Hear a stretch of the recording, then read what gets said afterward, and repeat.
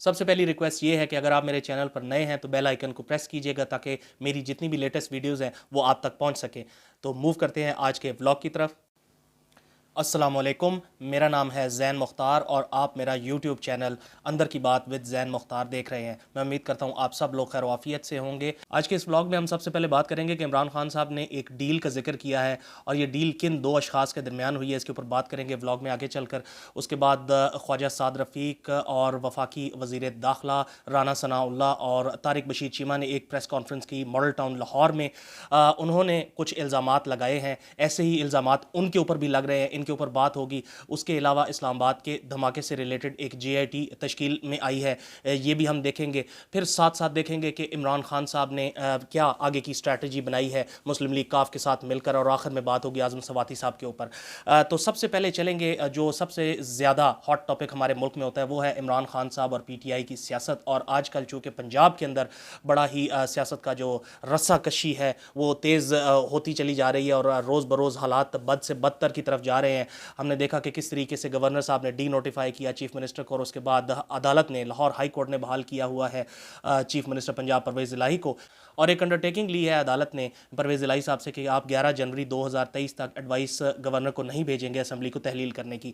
ये सारी चीज़ें ऐसी हैं कि जिनके ऊपर अगर गौर से देखा जाए तो पाकिस्तान तहरीक इंसाफ के जो तर्जमान हैं, सबसे पहले फवाद चौधरी साहब और उसके बाद हमाद अज़हर साहब आजकल कुछ बात करें, और मुसरत चीमा साहिबा, गो कि उनको ज़्यादा सीरियस नहीं लेना चाहिए मिस चीमा को, लेकिन बहरहाल ये वो लोग हैं जिन्होंने ये कहा है कि पाकिस्तान तहरीक इंसाफ की जो कोर वैल्यूज़ हैं, गो कि ये चीज़ हम एक्सेप्ट नहीं करते हैं और इस तरह अदालत को हमसे लिखवाना नहीं चाहिए था और हम इससे मुतफिक भी नहीं हैं। लेकिन आज आपसे कुछ देर पहले फवाद चौधरी साहब ने ज़मान पाक में मीडिया से जब गुफ्तगू की तो उन्होंने एक बात ये कही कि जो हमारी लीडरशिप है वो फैसला करेगी कि परवेज़ इलाही साहब ने कब एतमाद का वोट लेना है, लेकिन ये बात तय है कि एतमाद का वोट वो लेंगे। स्पीकर पंजाब असम्बली सिब्तान खान साहब ने इस सिलसिले में एक अंदिया दिया। उन्होंने कहा है कि ये जो असम्बली का स्पीकर होता है ये उसका प्रेरोगेटिव यानी कि उसका इख्तियार होता है कि वो किस वक्त इजलास बुलाता है। अब देखना ये है कि किस वक्त ये इजलास होता है जिसके अंदर परवेज़ इलाही साहब जो हैं वो एतमाद का वोट हासिल करेंगे।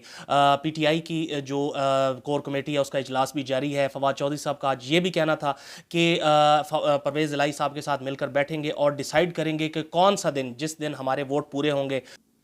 फवाद चौधरी साहब ने एक बड़ी इंपॉर्टेंट बात की। उन्होंने कहा कि हमारे जो लोग हैं वो वापस जब पाकिस्तान पहुंच जाएंगे, उनको कह दिया गया, इंस्ट्रक्शन दे दी गई है, जैसे ही हमारे नंबर पूरे होंगे तो सिब्तान खान साहब को निकाल कर 179 का फिगर है हमारे पास, और उसके बाद मुस्लिम लीग काफ के 10 वोटों को मिलाया जाए तो 189 वोट्स जो हैं, जिस दिन हमारे पास कॉन्फर्मेशन होगी हम उसी दिन या उससे अगले दिन जो है एतमाद का वोट ले लेंगे। ये एक ऐसी डेवलपमेंट है जिसके दौरान ख़बरें आ रही हैं हॉर्स ट्रेडिंग की, और जो मखसूस नशिस्तों के ऊपर जो लोग असम्बली में आते हैं उनके बारे में PTI ने ये इल्ज़ाम लगाया था, और ख़ास तौर पर जो ख़वातीन मेंबर हैं कि आप लोग जो है वो वोट, जो कॉन्फिडेंस का वोट है, एतमाद का वोट है, उसमें परवेज़ इलाही साहब को वोट ना दें। कुछ ऐसे ही इल्ज़ामात में ख़बर को दूसरी तरफ लेकर चलता हूँ। आज एक प्रेस कॉन्फ्रेंस की लाहौर मॉडल टाउन के अंदर मुस्लिम लीग नून के कुछ रहनुमाओं ने, और उनके साथ तारिक बशीर चीमा साहब भी शामिल थे, ख्वाजा साद रफ़ीक और राना सनाउल्लाह इस प्रेस कॉन्फ्रेंस का हिस्सा थे, और कहा यह गया कि हम इस फैसले से जो लाहौर हाई कोर्ट ने किया है हम इससे मुत्तफिक नहीं हैं। उनका मजीद ये कहना था कि कैसे अदालत 18 दिन दे सकती है, इन दिनों के अंदर हॉर्स ट्रेडिंग का खतरा है। अब देखिए कैसी मज़ाक खेज़ बात है कि एक तरफ PTI कह रही है कि हॉर्स ट्रेडिंग हो रही है और हमारे लोगों को तोड़ा जा रहा है, और दूसरी तरफ जिनके ऊपर इल्ज़ाम लगाया जा रहा है वो भी यही कह रहे हैं कि इन दिनों के अंदर हॉर्स ट्रेडिंग हो सकती है, यानी कि दोनों तरफ सिचुएशन कुछ बैलेंस से आउट है। साथ ही साथ उन्होंने ये कहा कि हम सुप्रीम कोर्ट में इस फैसले को चैलेंज करने जा रहे हैं और हमारी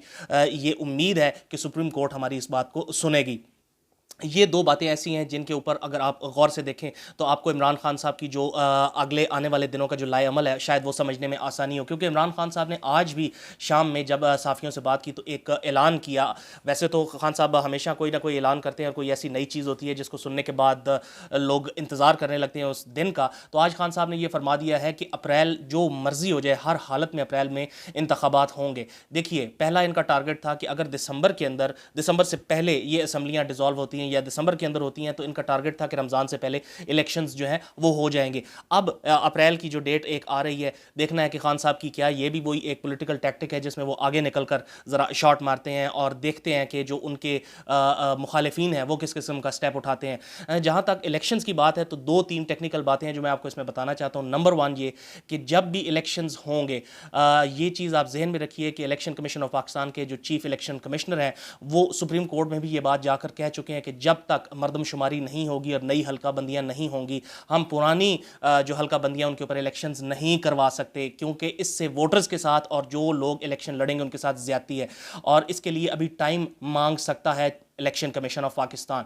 दूसरी चीज़ ये है कि पाकिस्तान के जितने भी मुक़्तदर हल्के हैं और जितने भी स्टेक होल्डर्स हैं हमारी पॉलिटिक्स के, उन सब का भी यही कहना है कि ना तो अभी असम्बलियाँ डिज़ोल्व होनी चाहिए और इलेक्शंस भी अपने वक्त पर। मैं अपने व्लॉग्स के अंदर मुसलसल ये बात कहता हुआ आ रहा हूँ कि जो इलेक्शंस हैं बेशक वो अक्टूबर में ना हो 2023 में, लेकिन जो जुलाई और अगस्त का महीना है शायद तब तक इलेक्शंस का जो माहौल है वो साजगार हो जाए। इसमें एक और चीज़ बड़ी नोट वर्दी है कि ये इलेक्शंस का जो खर्चा है ये पाकिस्तान की स्टेट के लिए बहुत बड़ा जो है मसला बनेगा। क्यों? क्योंकि अगर अभी फ़र्ज़ कीजिए कि KPK और पंजाब की असम्बलियाँ तहलील होती हैं तो इनके इलेक्शंस जो प्रोविंशियल असम्बली है वो होंगे और फिर उसके बाद दोबारा से जब नेशनल असम्बली का इलेक्शन होगा तो ये दो तरह से दोहरा खर्चा जो है ये हो सकता है, इसको भी अवॉइड किया जाना है। आज खान साहब ने एक और सहाफ़ियों से बात करते हुए बहुत इल्ज़ाम लगाया, बहुत दिन हो गए थे उन्होंने किसी को याद नहीं किया था। कल परसों की भी जो उनकी मीडिया टॉक थी उसके अंदर उन्होंने एक शख्स का नाम लिया था, आज दोबारा से उस शख्स का नाम उनके लाभों पर आ गया और बात उन्होंने की है जी कि जनरल बाजवा और PPP यानी कि आसिफ अली जरदारी साहब के दरमियान जो है एक अरेंजमेंट थी और वो अरेंजमेंट ये थी कि करप्शन के ऊपर किसी किस्म का कोई जो है वो काम आगे नहीं करना है और इसी वजह से जो नैब है वो अपना काम पूरा नहीं करती थी और नैब अपने केसेस को प्रॉपरली परसू नहीं करती थी और यही वजह है कि PTI अपने दौर के अंदर करप्शन को ख़त्म नहीं कर पाई।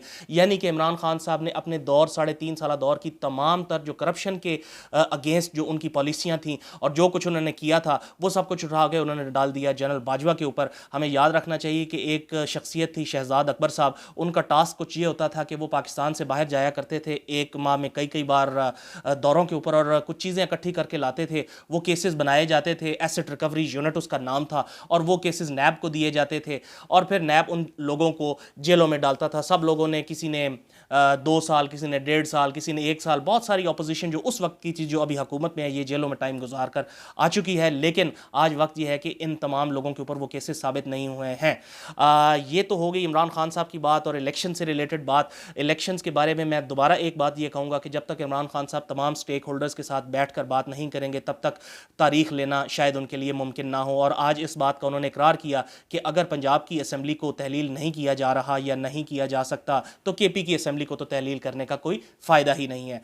नेक्स्ट जिस चीज़ पर बात करेंगे वो है मैं आपके पास हमेशा इन्फॉर्मेशन लेकर आता हूँ इस केस की, जो है आज़म सवाती साहब का। आज़म सवाती साहब की जो दरख्वास्त ज़मानत है वो आप जानते हैं कि चंद दिन पहले उसको मुस्तरद कर दिया गया था क्योंकि अदालत ने कहा था कि एक ही जुर्म दोबारा उन्होंने किया है। तो आज उन्होंने एक दरख्वास्त इस्लामाबाद हाई कोर्ट में दी है दोबारा से अपनी ज़मानत के लिए और ये दरख्वास्त गई है बाबर अवान साहब की तरफ से। तो ये जो दरख्वास्त बाबर अवान साहब ने आज़म सवाती की जो रिहाई के लिए जमा करवाई है इस्लामाबाद हाई कोर्ट में, उसमें कहा गया है कि जो मुतनाज़ा ट्वीट्स हैं उनसे आज़म सवाती साहब का कोई लेना देना नहीं है। याद रखिए कि आज़म सवाती साहब के वीडियो पैगाम भी ऑन रिकॉर्ड मौजूद हैं और जो कुछ उन्होंने ट्वीट किया वो भी मौजूद है। लेकिन अब इस्लामाबाद हाई कोर्ट के अंदर जो उनकी दरख्वास्त दी गई है ज़मानत के लिए उसमें कहा गया है कि ना सिर्फ मुझे इन ट्वीट्स का पता नहीं है, मेरे इल्म में नहीं था कि ये ट्वीट्स मेरे अकाउंट से हुई हैं, साथ ही साथ उन्होंने कहा है कि मैं बुजुर्ग और दिल का मरीज़ हूँ तो मुझे जो है रिहाई दी जाए।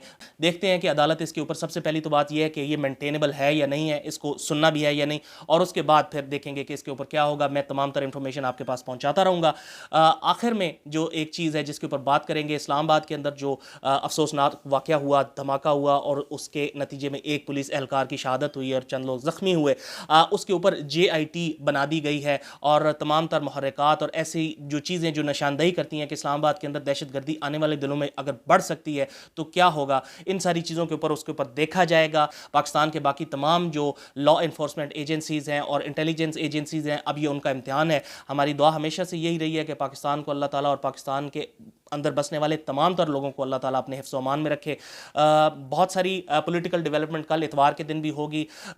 मुस्लिम लीग नून ने यह कह दिया है कि हमारा उम्मीदवार जो वज़ीर आला के लिए होगा, जब भी वोट ऑफ कॉन्फिडेंस के बाद परवेज़ इलाही साहब जाएंगे तो वो होंगे हमज़ा शहबाज, और उनके हक़ में ज़रदारी साहब भी बोल चुके हैं। देखिए यहाँ पर एक छोटी सी इक्वेशन आपके सामने रखता हूँ। इक्वेशन ये है कि जब वोट ऑफ कॉन्फिडेंस अगर कामयाब होता है और परवेज़ इलाही साहब वज़ीर आला नहीं रहते, तो उसके बाद ऐवान ये देखेगा कि किसके पास सबसे ज़्यादा अक्सरियत है। तो वो अक्सरियत साबित करने के लिए जाहिर सी बात है कि इनके अपने पूरे मेंबरान अगर 180 हों पीडीएम के, और दूसरी तरफ से लोगों का जानना ज़रूरी बनता है। याद रखिए कल का जो इजलास था पीटीआई का, उसके अंदर 154 लोगों ने शिरकत की थी। इसका मतलब है कि पीटीआई के अपने तकरीबन 25 से 26 लोग नहीं हैं। कुछ ऐसी ही बातें सिब्तान खान साहब ने रात को एक इंटरव्यू में कही कि ये जब वो दिन आएगा तो देखा जाएगा, हो सकता है कि कुछ और लोगों का ज़मीर पीडीएम में से जाग जाए और वहाँ से भी जाएं। लेकिन ये सारी चीज़ें अब तकरीबन एक महीने के लिए मज़ीद आगे जाती हुई नज़र आ रही हैं। असम्बलियाँ तहलील अभी तक तो नहीं हुई और एक महीने तक इन्होंने होना भी नहीं है। इसके अंदर जितनी भी पॉलिटिकल डेवलपमेंट होगी, मैं वो तमाम तर ख़बरें और इन्फॉर्मेशन आपके पास रोज़ाना लेकर आता रहूँगा। मेरी आपसे दरख्वास्त हमेशा से ये होती है कि अगर आपको मेरी वीडियोज़ पसंद आती हैं तो आप इनको लाइक, सब्सक्राइब और शेयर कीजिएगा। ये मेरे लिए एक टोकन ऑफ अप्रिसिएशन होता है और इससे मैं आपके लिए ज़्यादा मेहनत से काम करता हूँ। मैं उम्मीद करता हूँ कि आप सब लोग अपना और अपने आसपास सबका ख्याल रखेंगे। अल्लाह ताला हम सब का हामी व नासिर हो। कल दोबारा आपसे मुलाकात होगी। मुझे इजाज़त दीजिएगा। फ़ी अमान अल्लाह।